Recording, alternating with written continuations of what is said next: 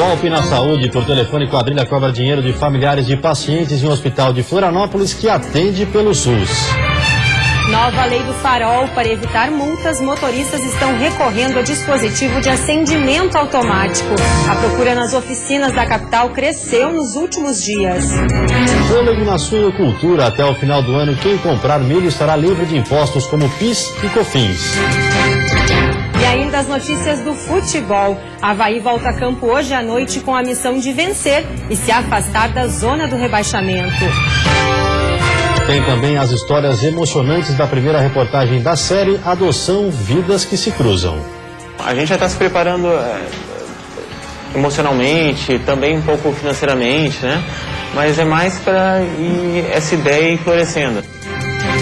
O Banho de Cidade desta terça-feira já está no ar.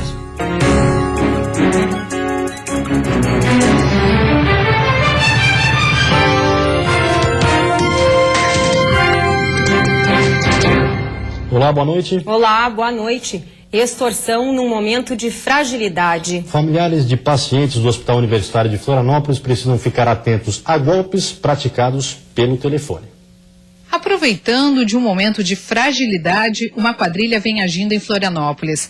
As vítimas têm sido familiares de pacientes de telefonemas. Eles pedem uma quantia em dinheiro para medicamentos, para realizar cirurgias, exames e outros procedimentos. O HU é 100% SUS, público, gratuito e efetivamente não cobra por nenhum tipo de procedimento de internação, de exames, consultas. Então, nenhum depósito deve ser efetuado em nome, o HU não cobra e não deve ser realizado nenhum depósito em nome da instituição ou de algum profissional dessa instituição. A quadrilha que aplica esse tipo de golpe usa dados falsos dos médicos para tentar convencer as vítimas a realizar depósitos ou transferências para as contas dos criminosos. Por isso, a diretoria da HU orienta os pacientes e familiares que, ao receber um telefonema desse tipo, procure imediatamente a polícia e também a ouvidoria da universidade. Quem, por acaso, já tiver realizado algum depósito ou transferência, deve tentar bloqueá-la junto à agência bancária. Como a quadrilha consegue os números de telefones e como tem acesso às informações dos pacientes ainda não se sabe. O que a direção do HU descobriu até o momento é que as ligações vêm de cidades do centro-oeste do país e que pedem, geralmente, em torno de R$ 1.500 para as vítimas. Um trabalho de conscientização dos funcionários e de informação aos pacientes e familiares está sendo intensificado para evitar novos golpes. No momento da internação, os familiares estão sendo orientados. Toda a equipe de trabalhadores do HU também é orientada no sentido de conversar com os próprios pacientes e acompanhantes e visitantes sobre esse golpe. E nós estamos elaborando, junto com a agência de comunicação da UFSC, alguns panfletos, alguns materiais, na verdade, de divulgação, que inclusive um deles vai ser fixado em todos os quartos do HU e no ambulatório, de modo que os trabalhadores sejam orientados quanto a isso, mas também os pacientes, né? Também, como medida de segurança, nenhuma informação sobre pacientes é fornecida pelo telefone. O último registro de golpe aconteceu na semana passada. Um protesto agora à tarde chamou a atenção de quem passava pela Avenida Beira-Mar Norte, na capital. Durante a manifestação, os pescadores fecharam 2 pistas da principal avenida da capital por 15 minutos. Mais de 100 pessoas, entre pescadores e familiares, realizaram o protesto pedindo agilidade na construção do trapiche do bairro João Paulo. De acordo com os organizadores, o processo está parado na Superintendência do Patrimônio da União há 3 meses. Os manifestantes saíram da comunidade em 26 embarcações e soltaram foguetes até o trapiche entre as pontes Hercílio Luz e Colombo Salles. A comunidade tem 42 famílias que vivem exclusivamente da pesca e outras 44 que têm a atividade como complemento de renda. O trapiche hoje seria fundamental para facilitar o trabalho dos pescadores. E veja a seguir, para evitar multas, motoristas recorrem a mecanismo de acendimento automático de farol. E ainda a liberação de impostos como PIS e COFINS para a compra de grãos até o final do ano.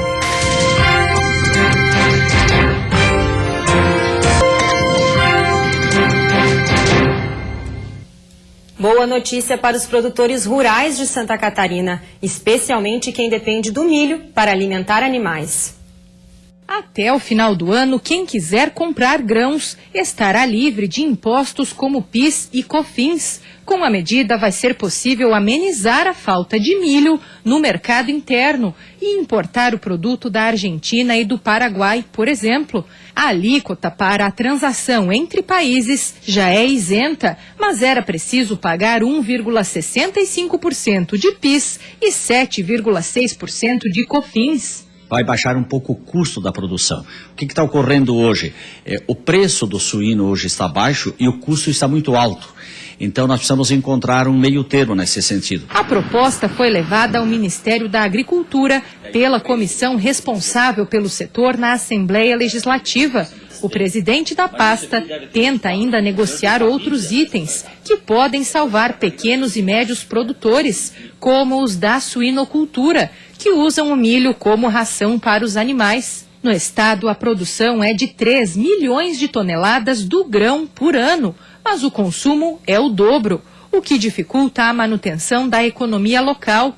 Mesmo com a volta do dólar aos patamares anteriores, a dificuldade no mercado não diminuiu e o problema histórico do desabastecimento ainda prejudica a agricultura e a pecuária catarinenses. São medidas todas elas que visam exatamente isso. Um único objetivo é salvar o pequeno produtor, os produtores em geral, a fim de que a nossa cadeia produtiva da suinocultura não tenha qualquer tipo de interferência no futuro negativa. Quarta-feira deve ser de muitas nuvens em todo o estado, com chance de chuva em algumas regiões. Na Serra, o dia começa encoberto e os termômetros podem marcar mínima de 0 grau. Já no Planalto Norte e no Oeste, a mínima é de 2 graus. No Vale do Itajaí, as temperaturas ficam entre 4 e 17 graus. No Sul, mínima de 6 e máxima de 16. Já no Litoral Norte e Grande Florianópolis, as máximas chegam aos 19 graus. Em todo o Brasil, a nova lei dos faróis está em vigor desde o início do mês. Aqui no estado, motoristas estão adaptando os seus carros para evitar multas.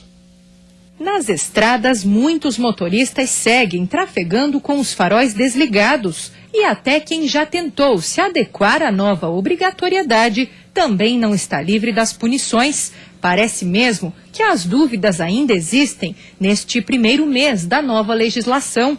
Só na primeira semana, mais de 1.300 multas foram aplicadas em fiscalizações no estado. O primeiro estágio é aquela meia-luz, a luz de cidade, ou farolete, várias maneiras que pode ser chamado.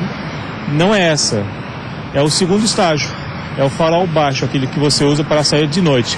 Não é o farol alto também. A lei vale para rodovias federais e estaduais, dentro ou fora da cidade. Não é permitido alterar o veículo para que apenas as luzes da frente acendam. E é proibido usar só iluminação auxiliar, como farol de neblina. A luz de rodagem diurna, de LED, é permitida, mas só nos originais de fábrica, já que o acessório não pode ser instalado. A lei surge justamente porque o carro com farol ligado pode ser visto muito mais longe do que um carro com farol desligado, mesmo com pessoas que têm a visão normal. A multa para quem for pego descumprindo a lei é de R$ 85,13. Este valor deve subir em novembro para mais de R$ 130. Para não desembolsar esse dinheiro e nem levar 4 pontos na carteira de habilitação, com a infração considerada média, muita gente está optando por resolver de vez a situação. Bom momento para quem trabalha na área. Nesta autoelétrica, o proprietário calcula que instalou o sensor de acendimento automático dos faróis em cerca de 80 carros só nos últimos dias. O procedimento leva no máximo 1 hora e o valor aqui varia de R$ 130 a R$ 180, mas pode evitar dor de cabeça futura. Demonstra que o motorista, além de estar com medo de levar multa, está pensando em segurança também, né? Então, está tendo uma boa aceitação. E depois do intervalo tem futebol. Avaí entra em campo hoje à noite e a missão é uma só: vencer na ressacada. E o Figueirense apresenta um atacante que pode jogar em várias posições.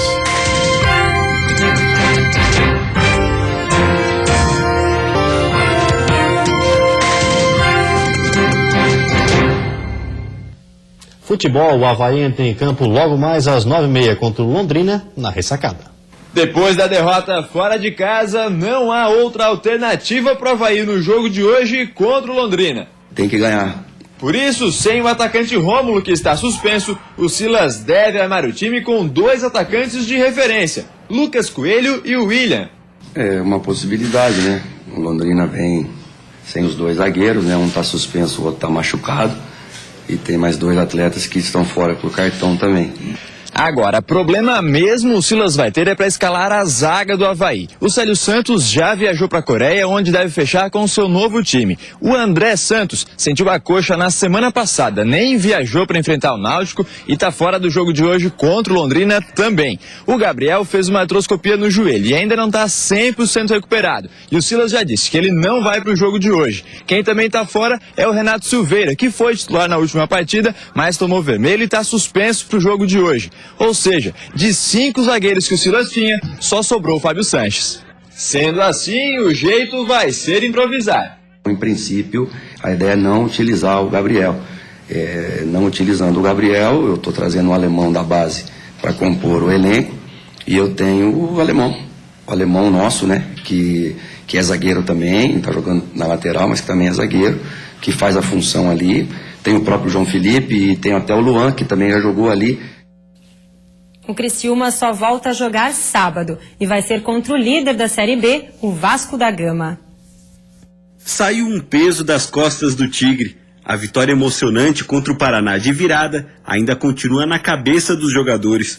Que o diga Ricardinho, o autor do 3º gol. Foi uma reviravolta muito grande, né? No decorrer do jogo ali, estar perdendo como a gente estava perdendo e a gente conseguir a superação que nós tivemos no decorrer da partida e terminar com chave de ouro, especialmente para mim. Então, fiquei muito feliz e agradecido a Deus, principalmente pela nossa vitória. O volante ainda não teve uma sequência de jogos como titular do Criciúma e quem sabe, depois do gol da vitória, tenha chegado a hora. Acho que esse foi meu primeiro jogo. O restante dos jogos que eu tinha feito na Série B foram todos fora de casa, jogos difíceis.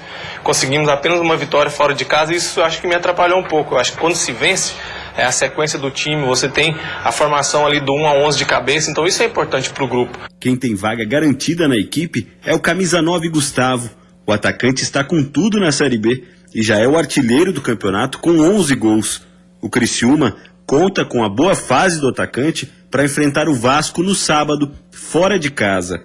Até lá, é trabalhar forte durante a semana, afinal, a equipe carioca é a líder da Série B. O Joinville também joga no sábado. Uma vitória contra o Oeste na Arena pode tirar o time da zona do rebaixamento. A situação do Joinville começa a ficar menos dramática. Agora o time do norte do estado consegue ao menos ver uma luz no fim do túnel. 1 ponto separa o Jack do primeiro time fora da zona de rebaixamento. Por isso, no sábado contra o Oeste dentro de casa, a expectativa é que o torcedor volte a lotar a arena para apoiar o time. O Jack tem o 2º pior saldo do campeonato, com menos 8 gols. Apesar de ter tomado 19 em 17 jogos, o problema está mesmo no ataque, que só marcou 11. E o Figueirense joga amanhã pela Copa do Brasil e pode estrear um novo atacante. Que o Maurides é atacante, isso todo mundo já sabe, mas que ele pode fazer quase todas as funções dentro de campo, isso ninguém sabia não. Minha função é centroavante de área, eu consigo sair da área tranquilamente, tenho boa velocidade também, sei conduzir a bola, meu cabeceio também é muito forte, perna esquerda, mas quem manda é o professor Arjão, né? O que ele mandar fazer, eu vou fazer também. Tá com pouca vontade de jogar o menino? Aliás, falando em jogar, amanhã o Figueira encara a Ponte Preta e o Maurides pode estrear, já que o Rafael Silva não pode jogar pela Copa do Brasil. Tô pronto, aguento, tava treinando lá com o Inter, eu fiquei um tempão treinando, aqui também eu tô treinando bem, eu tô muito bem fisicamente. Agora toda essa empolgação e vontade tem uma justificativa. Aos 22 anos, Maurides vê no Figueirense a chance de deslanchar no futebol brasileiro. Eu acho que isso é uma oportunidade da minha vida, né? Porque tudo pode acontecer aqui, se eu for bem aqui, tudo pode mudar. Eu tô muito feliz de estar vestindo a camisa do Figueirense, que é uma oportunidade tremenda para mim. Quando veio a proposta, na hora eu já aceitei. Não pensei nem em uma, nem duas, nem 3 vezes. Na hora já acertei. Tô feliz, agora é só trabalhar, chegar dentro de campo e mostrar o que tem que fazer. E depois do intervalo você vai conferir a primeira reportagem da série Adoção, Vidas que se Cruzam. Vamos saber como está a fila de espera para a adoção em Santa Catarina.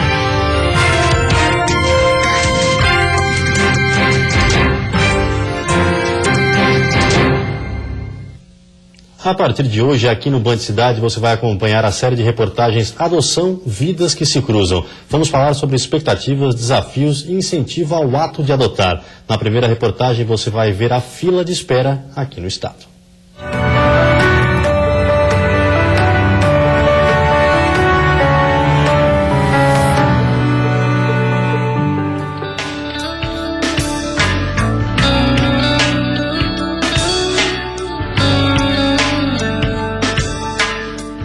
A paixão pela música e amigos em comum uniram a Carolina e o André. Em 1999, quando se conheceram, ela já sabia que não poderia ter filhos. Ele não viu isso como um problema.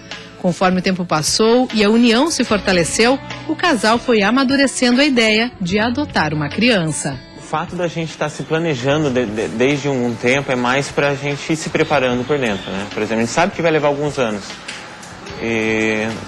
Então, a gente já está se preparando emocionalmente, também um pouco financeiramente, né? Mas é mais para essa ideia ir florescendo. Eu não me via como um pai há alguns anos atrás, assim, né? Agora parece que, com o processo já iniciado, acho que já começa a despertar na gente isso, né? Hoje, já com os papéis encaminhados, eles fazem planos e imaginam como será o dia em que efetivamente se tornarem pais. Quando a gente pensa em adotar, em ter um filho, é passar nossos valores, ensinar o que a gente acredita que seja certo. E aí a gente se pega, né, falando às vezes, vamos fazer de tal coisa, que a gente tem uns gatinhos em casa, a gente fala, imagina um bebê com os gatos vão adorar, o bebê vai adorar os gatos. Assim como André e Carolina, mais de 2.500 pessoas estão habilitadas no estado para a adoção. Santa Catarina tem mais pretendentes do que crianças a serem adotadas. Atualmente, 536 crianças e adolescentes estão aptos para a adoção no estado, a grande maioria com mais de 8 anos de idade. E é aí que a conta não fecha. Isso porque somente 1,72% das famílias cadastradas querem filhos com idade superior a 8 anos. A grande maioria, 21,29%, aceita filhos com até 3 anos de idade. Enquanto isso, nas casas e abrigos, as crianças esperam pelo futuro. Esperam pela chance de estar em um lar, de receber carinho, de ser integrante de uma família. A maioria projeta o desejo de voltar para casa. Afinal, independente do que aconteceu, aquela é a referência de família que eles têm. Mas mesmo ela querendo voltar, é claro que ela fica insegura, né, de passar por tudo aquilo de novo. Então, quando há uma preparação para a família, para retornar para a família de origem, a gente trabalha muito com a família e trabalha muito para que a criança também se sinta segura, mostrando tudo que a gente está procurando mudar junto com a família, né, para que ela possa ir o mais tranquila possível. Os profissionais das instituições acabam se tornando um pouco pai, um pouco mãe. Eles buscam inserir as crianças numa rotina normal de aulas e atividades. Uma forma de preservar a infância, independente do passado, independente do futuro. Eu gosto de jogar futebol e gosto de jogar basquete e faço tênis e eu gosto do Pelé. A gente busca sempre com que eles continuem essa socialização com a comunidade também, que tem esse contato, né, que estejam sempre inseridos nesse meio, assim. A grande maioria das crianças e adolescentes é retirada da família por ter sofrido algum tipo de agressão ou abuso. Chegam nas casas ou abrigos com um sentimento de culpa e sem entender que são vítimas de toda a história, sem entender que o adulto não cumpriu seu papel. O adulto, ele tem que cuidar da criança, ele tem que proteger. Como é que ele faz isso? Desde coisas mínimas, de o horário que a criança vai dormir, da comidinha que vai preparar, de levar para a escola, até questões mais complexas, aos poucos a gente vai explicando, né? E a gente tem muito cuidado, assim, de que a criança comece a entender minimamente que ela é criança. E que o adulto que é responsável por ela e que ela está aqui porque um adulto não deu conta de ser responsável por ela. A reinserção na família é sempre a primeira tentativa. Somente quando não há mais possibilidades que a criança entra para a lista de adoção. Essa busca para reinserir a família às vezes não é tão fácil quanto se espera, né? São problemas mais complexos que envolvem até questão cultural às vezes, questão de higiene, questão de cuidados com a criança e tudo mais. Só que existe também um limite. Deixar a criança institucionalizada há muito tempo, né? Isso pode trazer consequências seríssimas. O próprio estatuto ele fala que a criança deve ficar no máximo, a criança ou adolescente, no máximo 2 anos na instituição. Né? Então, essa busca por reinserir a família tem que ser casada também com o direito da criança e do adolescente de viver numa família. O caminho para a adoção pode ser longo, às vezes um pouco complicado e burocrático, mas são etapas e papeladas necessárias para garantir que os pretendentes estejam seguros e certos de que terão pela frente funções importantes. Serão pais ou mães de crianças ou adolescentes com sonhos e expectativas. O procedimento de habilitação ele pode ser comparado quase que a uma gestação. É um momento em que o casal ou o pretendente vai se preparar efetivamente, vai reconstruir ou adaptar a sua vida para receber uma criança ou um adolescente. Também adolescente pode ser adotado até 18 anos de idade, na vara da infância, para esse novo projeto de vida da família. O número assusta, mas quase 50% das crianças ou adolescentes adotados são devolvidos. Os motivos são os mais diversos, mas existem. Por isso, após a adoção, as famílias seguem sendo acompanhadas. Antes da certidão da criança sair com os nomes definitivos dos pais, quem adotou e quem foi adotado precisa dar o sim final e confirmar que querem estar juntos para o resto da vida. Hoje existe a previsão de acompanhamento pós-adotivo pela vara da infância. Não para desabilitar ou para desconstituir a adoção, mas para que a vara da infância auxilie a família que adotou uma criança depois que passa aquela primeira fase. O primeiro momento de adoção, normalmente a coisa funciona muito bem, né? É meio que um flerte de todos os lados, é o início de namoro. Ali 6, 7, 8 meses, 1 ano, algumas situações podem começar a aparecer e para esses desafios o judiciário hoje, por lei, deve também estar ao lado da família, para auxiliar mesmo e permitir com que esse procedimento, para que esse processo de vida, não mais o processo judicial, funcione mais adequadamente. Todo esse cuidado é para evitar frustrações, para evitar abalar ainda mais aqueles que por tanto já passaram e que agora vivem de expectativa. Isso porque a adoção mexe com sonhos. Sonhos como o desse pequeno bailarino, que aos 10 anos tem na dança a sua maior alegria. Me senti feliz por causa que as pessoas gostam um pouco mais das pessoas que fazem balé. Para mim, eu acho que é isso. Na Casa Lar, onde ele passa os dias após ter sido retirado do convívio dos pais, dá os primeiros passos para a conquista de um futuro muito mais feliz. Eu pretendo fazer balé até quando eu for pro Bolshoi e pegar uma companhia de balé.